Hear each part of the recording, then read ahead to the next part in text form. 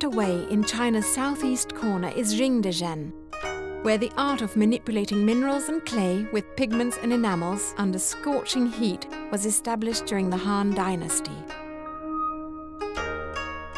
We don't know a lot about what they made, but we know that documents said that porcelain was produced in Jingdezhen between 206 and 220 AD. In the Tang Dynasty, porcelain evolved from being purely utilitarian to items of beauty that were also stunning technical achievements. Tang brought aesthetics into the porcelain and the quality of fineness, which you often hear in Chinese porcelain, how thinly they could make the ware, how translucent, how ephemeral it was, really. The Soong Dynasty brought an understated elegance to porcelain, and it's still greatly coveted. Soong ware was characterized by a creamy glaze, shiny surfaces, and a green underglaze, very much a greenish tinge. The Ming Dynasty is well known for its combination of stark white porcelain and rich blue underglaze. But did you know that different emperors required different shades of blue?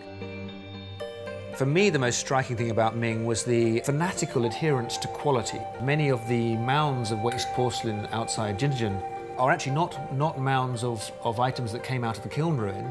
They're mounds of items that the mandarins who were due to take this porcelain to the emperor judged as being imperfect. And they were smashed deliberately. During the Qing Dynasty, advancements in porcelain accelerated with the introduction of multicoloured overglaze designs, which led to the well-known Famille Rose and Famille Verte palettes.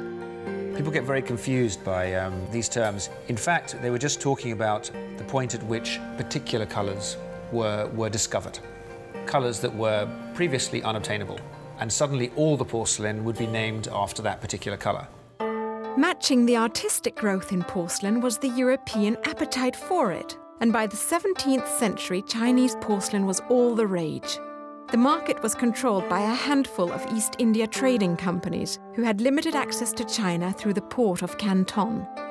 The whole of Canton was a concession area where foreigners were allowed to set foot and trade, but only under license with local merchants. Because they weren't allowed into the rest of China? They were not allowed into the rest of China, no, absolutely not. No. When you look at these old bowls, the bowls are dated by the particular flags that are on them.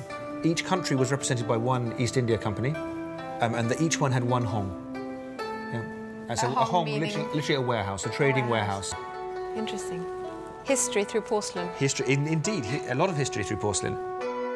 By the late 18th century, millions of porcelain objects had moved through Canton. But exports declined dramatically with the introduction of European production and chinoiserie, designs that appeared to be Chinese but were in reality imitations from the imaginations of Western artists.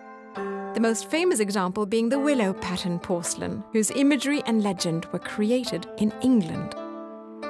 Today, many European export porcelain pieces remain in collections.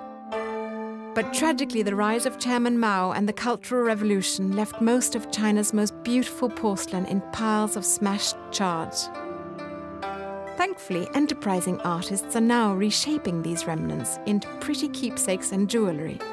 Probably the only way for most of us to be able to afford our own Ming, Soong or Tang vase. Viking river cruises. Let us share with you the culture and traditions of ancient China.